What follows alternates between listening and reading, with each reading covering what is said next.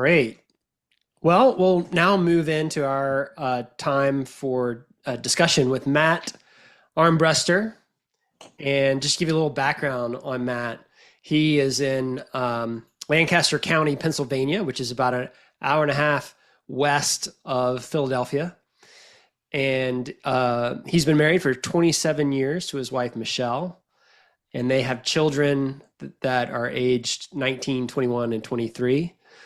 And they have been, what's the name of your church, Matt? Cocalico Community Church. Cocalico Mhm. Community Church, where they've been for 20 years in various capacities. At work, Matt works in a secular corporate environment, and he is a senior human resources business partner for an analytical laboratory. And as for Wellspring, his background with that is that he completed Battle for the Heart and the Battle for the Marriage, and he's led a Wholehearted Living group experience. And so tonight, what we're going to do is talk with Matt about how Wellspring, his experience with the battle, has influenced his career and how he has approached the idea and even the application of introducing concepts that he really found a lot of life in from his time in a Battle for the Heart group and in other Wellspring programming. So Matt, if we could start with, um, you know, I imagine that you were in the workforce for quite a long time before you ever went through the Battle for the Heart, and that allowed you to figure out what worked for you at work, how to Mhm. be effective, and how to navigate a separation, so to speak, or some level of integration of your spiritual life and your work life. But I have to imagine that there was a time when you were experiencing a lot of growth and renewal through the Battle for the Heart process, and that you're sitting there at work and you're starting to wonder, how do I bring some of this in here? If we could get in a time machine and go to those early experiences, what was going through your mind? What were you thinking about Wellspring and what you were getting out of that and what was going on at work? Yeah. Well, I wish it were as incredibly intentional as that sounds. I think the way it started for me was rather than me thinking, I'm going to bring Wellspring in, here's how I should do it, or how can I do it? I noticed myself responding to the human beings in my team and that I was working with in a way that kind of came from the Wellspring practice and just the intense, you're in a group, you're in a couple different groups, and it's a long period of time you're together that you're responding to each other. Now, what I found was even something as simple as a 3 point response. I'd like to think that I was active listening before, but I think the authentic kind of responding to people, once I learned about it through Wellspring, and I was simply responding that way to people, because it's hard to spend a lot of time with people at work without learning something if you're engaging them. And this was my team. I was a manager of about 45 people, and I was leading leaders and interacting with the whole team. And I just found when people were sharing something difficult, and I responded in a way that I think honored them and valued them in a superior way to what I was doing before, I think it changed the relationships, which changed what was being shared, which, in addition to just the humanness and honoring God's creation in the moment, also led me to understand them better, which helped me lead them better, Mm-hmm. and help them feel heard and led. And I think the word heard, I know that in Wellspring, we talk about feeling heard and feeling seen. And what I found was, to me, it's two sides of the same coin. On the one hand, I'm thankful and grateful that when those people received the response that they needed at the time. That's the good side of the coin. The distressing side of the coin is that they are not experiencing that otherwise. And so I felt like it was there's a desert out there of people feeling engaged and heard and seen. And when they experience it, I think that is what started to change things. if Right. that makes sense. Yeah, it does definitely make sense. And I've spent a lot of time in corporate America myself, and I like the desert image because that when it comes to heart connection, that feels very appropriate for most environments. How did people and there aren't many people given 3-point responses in corporate America either. How did people on your team respond? Like what was it like for them to hear you do that, cover Um, them like that? I would say the responses were emotional, um, and thankful. Um, Emotional to the point where I knew I actually thought I should be careful. Where is the line? I'm not a counselor. We're at work. I'm in the secular environment. And, um, it's to the some of the responses were to the point where, whoa, what door did I open? Uh, what, what did I unleash? And so some of the responses were emotional. Some of them, I would say not earlier on, but a little later. I'd say more recently with the change in roles from then was, I mean, the thing that comes to mind when you say that is I was meeting with an employee at work who had gone through something very, very difficult at work from a colleague. And just in hearing this person tell their story and tell me what was going on and see what we could do about it, they shared that they had as a child, they had been harmed, and that influenced how they reacted to their colleague. And I don't know why. I really don't know why, but I ended up just saying to that person, it wasn't your fault. And they stopped. They could not talk for a while. And they eventually said that no one had ever said that to them.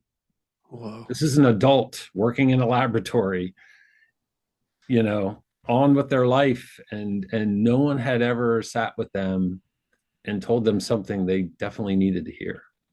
Yeah. That raised the hair on my arms to hear you share that. Yeah, it's hard not to get emotional telling that story. Ah, absolutely. And that, I mean, your own experience of emotion right there makes me think like one of the reasons that many people don't want to touch emotion at work Mhm. is because it's so messy and that experience of what have I unleashed? I don't know how to control or what to do, how to respond to this. But yet you took a different approach. You plowed ahead. You went ahead. And I'm wondering what desire did you sense there underlying that gave you Well, the courage to keep going? so my one of my deep desires is impact for sure. And as time went on, and you say pressing forward, and over time, that was back in 2017, and over time, and I wouldn't begin to say I know all the factors involved. There are a lot of different factors. Anybody who works knows you can't pin it on one thing. But what happened is during COVID, like a lot of companies, we had a spike in turnover. And versus prior. And so in my team, we got some new leadership at the company, and they were looking at turnover. And I got a question because while we had spiked across the company, I had zero turnover, and just zero. And I ended up in a lot of conversations, and I had to decide whether to push forward, to your point. And push forward for me meant change my job entirely. I had been with the company 15 years at that point, in a couple of different capacities, but leading the team I mentioned before. And they said we would like to create a role around employee engagement and development, and they asked if I'd be willing to fill the role, so I did. So pushing forward meant I just completely jumped into a different job. Wow. And with that, I got a lot of opportunity. I got the opportunity to interact, and we probably have 350 leaders at our company of all different levels. And I got a chance to interact with many of them and even going, there's different iterations, a chance to bring different experiences to those leaders, with kind of created groups. We can talk about that if you want. And then even to the point where now we have a leadership academy. We have a PhD leadership professor, and she decided to have other people at the company be kind of additional faculty for a second level leadership curriculum. And I'm doing I'm doing a session on employee engagement. And so I am 3 times a year getting leaders in there, and I'm basically teaching them and encouraging them, and they're interacting with their teams and one-on-ones of their teams to basically do something close to the 1 to 3 words. Like, I am telling them, hey, if you have an employee share something difficult with you, if you want to stick around at the end of this presentation, we can talk about how one way that you can use to really make sure that your person who's going through a difficult time feels heard. And everybody sticks around, because everybody has somebody reporting to them that has gone through a difficult time, or they know they will, because it's the experience that we all know. So basically, I teach 3-point response to whatever leader is willing to listen. So That's really incredible. yeah. And want to drill into you mentioned creating small groups. That definitely makes my ears perk up in a secular environment, what that must look like. But if we could back up for a second, it sounds like what you were saying was you were a manager of 40-ish people. There was high turnover, but not in your area. There was no turnover. That's what got the attention of of more broadly executive leadership. Yeah. And I imagine there were some questions about, what are you doing, Matt? How do we import this? But what you're doing is not conventional. So how was that received when you explained what you were doing? I mean, I think this is a very important thing, but it wasn't just this thing. Mm-hmm. Of course we were, it was, I'd say across the company, it's desired, but not 100% consistent that folks are getting good interaction with their leaders. But in my area, it was not negotiable. With the leaders that I was developing who reported to me, and me with my leaders as I was trying to role model as best I could, which is far from perfect. So we were engaging our people on a regular and intentional basis. And we were, working with them on their careers and doing it in an appropriate way and building trust. I think the difference is that engaging people in this way makes all of the rest of it work better. It makes it possible. It's hard to know where someone wants to go with their career or what they really like or don't like if you're just asking questions off a sheet. One of the things that I try to talk to leaders about is, the kind of heart check we just did, like a secular version of that. I say, if you will give, this is kind of, I've said this at work a dozen times in the last 2 weeks. If you're willing to devote 2 minutes of every one-on-one, I really believe that over a course of time, you're going to drastically and exponentially increase the possibility for connection between you and your person.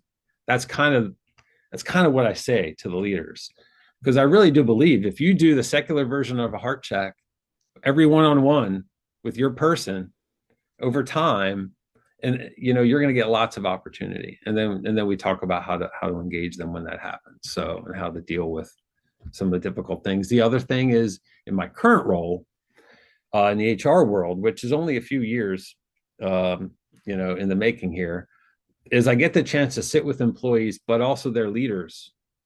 Sometimes it's one-on-one, but sometimes the leader is there or the junior leader is there with the senior leader. And so I am engaging the person while someone else is watching and listening.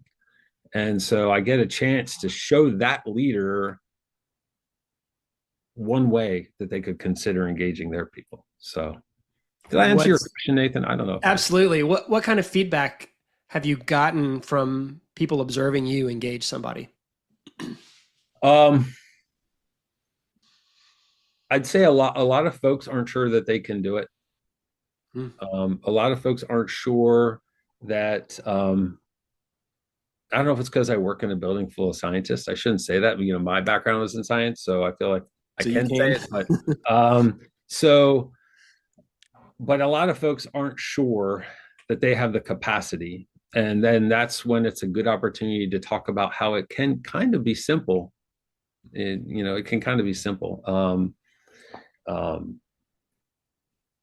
think in the Wellspring experience, you have so much time and you get a lot of background on your group members, and there's a lot of intensity that brings a lot of great connection. And at work, it's a different type of thing. So you almost have to simplify something like a 3-point response, um, to the point where sometimes you're just, wow, how can I say it? You really got to be careful about offering something even more so maybe than in a Wellspring group. Um, it can be tough. So yeah, that's the number one response is people aren't sure that they can do it, but they do say they want to. Right. Which is really interesting. Yeah. Potential. What do you think that's saying about desire in them? Have you thought through what that might be? I haven't. What do you think? Well, I would assume that underneath that is the desire to have connection, the desire to help and not be so stuck when someone talks about how they're having a bad day or even cries in front of you, which just people run for the woods when they see tears if they're extremely analytical. They just don't know what to do. I think desire, you just used the word desire. I think you reminded me of an experience. So one thing I've seen my pastor do in a group experience is when two people are engaged, he will sometimes ask someone else what it felt like to watch that. And I think that's part of what brings up the desire. And so I had a leadership class or an experience with a certain division, and I asked them to ruminate on certain words that had to do with connection and feeling seen. I used valued, seen, heard, respected. I used all those words, and I had this leader. I said, anybody, do they have a memory of feeling heard and respected by a leader? And so someone told a story on this side of the room. So I stole from my pastor, and I asked somebody in the other side of the room, hey, and this is at work, I'm doing it with these. And I said, what did it feel like to listen to that? And that person over there got emotional saying, I want to have that kind of connection. I want my people to feel led by me in that way. So I think one of the benefits here of doing some of this stuff as at work is you'll tap into some of those things that people weren't sure. People don't get a lot of opportunity, if any, to feel that tug unless they're watching a movie like we all do at the beginning of Wellspring stuff. Yeah. They don't. So when they're in a room with two real people and they see something real happen, the desire you spoke of, I think, is sparked big time. That's really cool. Yeah. You mentioned starting small groups. And how many people were involved in the end? Uh well At the beginning, how at many the were involved? at the beginning, I my boss, when I came into the people role, he said, and this would be natural. I think a lot of people do this. He said, I want to talk to all the leaders. He said, I had a goal on my job plan. By this time, talk to 90% of our leaders. So for us, that's hundreds, right? So I talked to all these leaders. And one of the threads that was very consistent was a desire for connection across divisions, across departments, and for different reasons, best practices, scientific best practices, other things, but also peer support. As people move up in leadership, they often get more lonely, right? They have a different relationship with the people that maybe were their peers before. They can't share everything with their boss. And that's one role I try to take on in our company where possible is, hey, I'm someone you can talk to. There's no weight of authority between us. And so we had desire for connection. So I went to my boss and I said, hey, could we try a pilot, 3 months? We'll call them connection groups. So peer leadership groups, 3 or 4 people at this level, 3 or 4 people, all at the same level. And at first I got a no. I got a no. My boss said, yeah, I think that would be okay, but you need to go talk to the president of the company. He's not so sure. Okay. So I went down there and I talked to him. I said, hey, I set up a meeting, of course.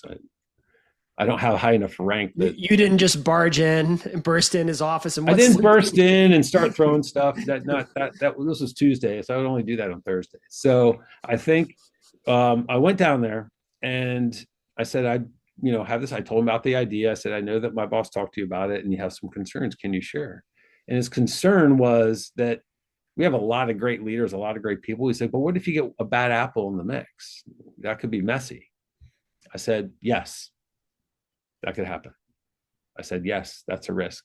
I said, but your risk is greater now with a lack of connection than it is for something that might not ever happen. He's like, okay. He bought it. It wasn't that quick, but he bought it. And so I put out the call to 300, probably at the time, 300 leaders. And I was hoping to get 2 or 3 4-person groups to try it out for 3 months. And I had 115 people reply right away. Wow. That they wanted to do it. And I was blown away. I was like, well, they weren't lying to me. They did want it. And so we did that. And so we've had anywhere from 80 to 120. I moved it up to 6-month sessions now. We do 6-month sessions. These are randomly created group. I just found a free website where I can put names in and it randomly creates groups. As long as they're not in the same department. I do a launch session every time. And that's another time when someone gets into these groups every 6 months, they hear from me about engaging the people in their group. I am trying to get them to tell their story. And when I say story, I talk to them about transparency and authenticity being like rocket fuel for groups, for these groups. And I talk to them about this idea. You could start every meeting by sharing this when you get together. And I model it. And I model it with how I'm feeling that day, like all of you did, when Laura broke us up. I pick that day. So those people might hear about, like, if there's a struggle with my son, right? If there's a joy with something else. And I usually do a personal and a work to show them that both are okay. So yeah, that's what happened with connection groups, and they're still going. And that's it's been 2.5 years. Wow. So. And they've grown. And yeah, they've grown. I mean, some people come in and out of groups. Some people they stick in the same group. Some people want to get into new groups to meet more people. Some people get too busy and they drop out and come back later. So, and you said a minute ago, I think if I heard this right, transparency is rocket fuel. I don't know. Authenticity and transparency are like rocket fuel for the group experience. It's like it changes everything. Just changes everything. And telling the story is often a good way to make that happen. What do you say to those who are interested but reluctant to bring some of these approaches into the workplace? Well, everyone's company is different. I can only speak from my experience, but for me, every proposal I've ever been successful in had to include a risk scenario, like what's the risk of doing this, or what's the risk of not doing this versus where we are now, and of course the reward. But I would say, can you repeat your question? Well, for someone who's interested, but maybe they're holding back, and what would you say to them, just if you were to counsel? So you're saying one, include some snapshot of what could go wrong I should go backwards. I think you said, what would you say to them if they're apprehensive? I would say, consider your desires in the workplace and your deep desires, and how those deep desires might be brought to the workplace. And so, because if you're not personally motivated, it would be difficult to do this kind of thing, because it's not magic. I think we've all been in situations where the chemistry in a group isn't always great. And in a chemistry between a leader and an employee, perhaps they didn't have a great relationship before, or it was middling, fair to middling. I don't know. And so they have to stick it out. They're not going to get 2 hours of this every week with their people. They're not. Like, you would not convince in a secular company that you should spend an hour connecting on an emotional level in your one-on-one with your employee, and not talking about whatever needs to get done. Yeah, whatever. Yeah. And so that can take longer to build something that they are seeing results from Mm-hmm. And so I would say if you're not personally motivated to guide people through a longer continuum to get success, then that might be hard to get started. So I'd say it would start and understand, why do you want to bring it to work? What difference can it make? Mm-hmm. That would be the place to start. Great. Thank you, Matt. Mm. For those of you who are watching, if you have a question that hasn't been answered, feel free to unmute yourself and to ask Matt what might be on your mind. Matt, I have a question for you. Tom Brinks. Hi, Tom. Thank you. I've been in business for many, many years, and it's just very refreshing and exciting to my heart to hear being able to make an impact. Um, how did you keep covering of the 3-point response? You know, as you focused on the skills, how did you have struggles with people who, I mean, one of the things that Wellspring does is it provides a foundational heart, loving God and loving others, and that the skills are something to kind of express that concern for others. And I mean, did you just focus on the skills, or the skills and heart level connection? So that's a very good point, Tom. I'm not taking time with these leaders to go through a process of uncovering where their heart is and why it's there.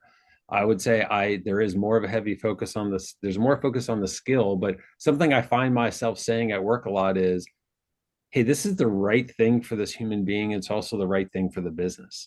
And I personally want to live where those two things overlap as much as possible, because that's where um, I'm going to get as much support from my leaders, and I'm going to get, more people into it. So I'd say, I'm talking about, it's easy to tie this stuff into active listening, and it's almost like a bump up level of active listening. Most of the people in the business world, depending on what your industry is, you've heard about active listening. You might have had a training on active listening, especially if you're in leadership. And so if you say this is kind of like a add-on skill for active listening. And so, and I'd say I concentrate on the skill, Tom, because I think Nathan's point earlier is people, it's going to happen. Something's going to be difficult. It's going to be shared with this leader, and they feel stuck on how to respond. And so this is a skill on how to respond. So I am more focused on the skill. I would say the people who come back and tell me about an experience they've had, and they tell me what that was like, I then get to dig in a little bit about the heart. But again, I have to say, it's not going to be as deep as it is in a battle meeting. Great question. Jerry asked in the chat what the frequency and duration of group times are. For that program, for the connection group program, it is 1 hour a month for 6 months. Okay. That's it. It's really hard to, it's like for these leaders, they're their schedules are very busy. They're on client calls. They're in their one. And so it's easy for them to find an hour. It's tough for 4 of them to find the same hour, right? As you can imagine. And so I start with an hour. Now, what I find is the really good groups, they do other stuff sometimes. The really good groups, they want to get in the mix for the next 6-month session, but they actually stay with that group for like a quarterly get together. And I give almost no rules. Basically, that's one of the points I make in a kickoff session. Like, the nuts and bolts, here they are. And there aren't many. There just aren't many. I'm like, I tell them, I don't care where you meet. I don't care when you meet. I don't care what you talk about. We've got people that'll meet in the building in a conference room. And we got people that'll go down the street to the restaurant after work, just whatever works for them. So yeah, awesome. It's not a lot, Jerry. It's not a lot. Yeah. And Laura asked in the chat, what does a secular heart check look like? Is it the same 2 to 3 feeling words? Highlight and challenge. I would say the highlight and challenge is the most typical thing I start people with. Highlight and the challenge, because that can look an awful lot like 1 to 3 words. I actually have done the words a little bit with people. One thing is I run a report every 3 or 4 months on who's been promoted into leadership at our company, and I get some time with them, and I introduce them to this at that time also. I'm showing them I'm trying to make sure they're aware of some opportunities at the company for leaders to develop. I'm making sure there were some resources available on our intranet, on our SharePoint, making sure I interact with them and tell them I'm a resource to you. You're not alone. I said, you don't have to do this alone. And I'm telling them about this. And so I'm doing highlight and challenge. I call that like 101. And I say 1 to 3 words is like 301 or 401. And I said, at work here, that might be very difficult. I tell them, because those words can tend to be emotion words. I said, you have to feel it out with your person, but I always recommend starting with highlight and challenge, because no one will react weirdly to that. I mean, they won't think I'm trying to put one over on them like a counselor or some pastor or something. Yeah. Matt, I have a question. Yeah. Thank you for doing this, by the way. I love this. So would you say there were any kind of metrics that you were using or somebody might use as far as the successfulness of these connection groups? We are not there yet. Usually at my work, I look at retention metrics at different levels for the different teams. And I get to talk about where I know teams are employing certain consistent skills or consistent just behaviors, types of communication, and those that are not. And often the people that are communicating better have better metrics. I would say one thing is we got some feedback. We had everyone, they used to call them stay interviews. We called them touch points. So just, we ask our leaders to connect with their employees on non-work tasks, motivation and desire and interaction with their leader a couple times a year at least. And that gave us not hard. I would say we got qualitative information. We didn't get quantitative metrics because we got to pick up threads, I guess. We got to pick up in one team, what did they hear most often? And then build up to their department, what did they hear? And I got to deliver a report to senior leadership and saying, here are the threads in each. So that's still qualitative, Mike. That was a long way to say no. But that's still good, because even in like medicine, we use a lot of subjective testing that gives you really good insight into the health of somebody.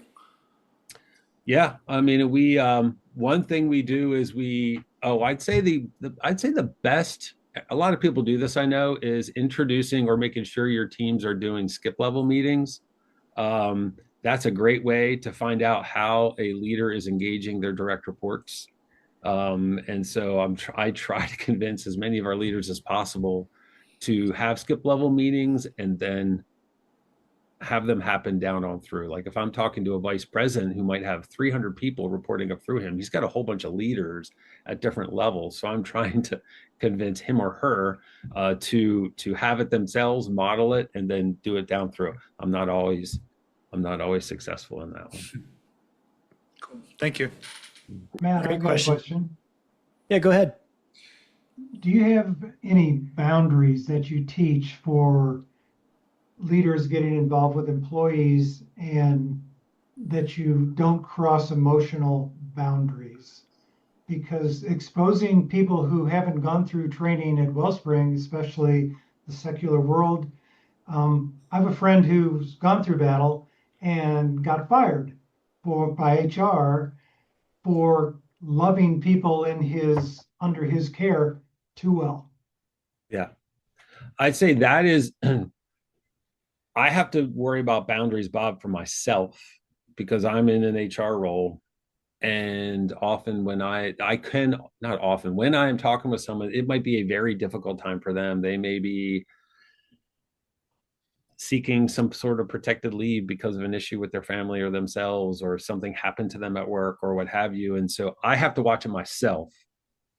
And I'd say the way I think about it, I don't say it, is, if you've been to a battle event and someone's asking, what would it bring you? What does that bring you? What does that bring you? What does that bring you? If you guys have witnessed that interaction, you got to hold back from the subsequent, what would that bring you? I mean, figuratively, the what would that bring you is you have to almost, what I talk to people about is you can cover, I don't use the word cover, right? So you can respond to them in this way.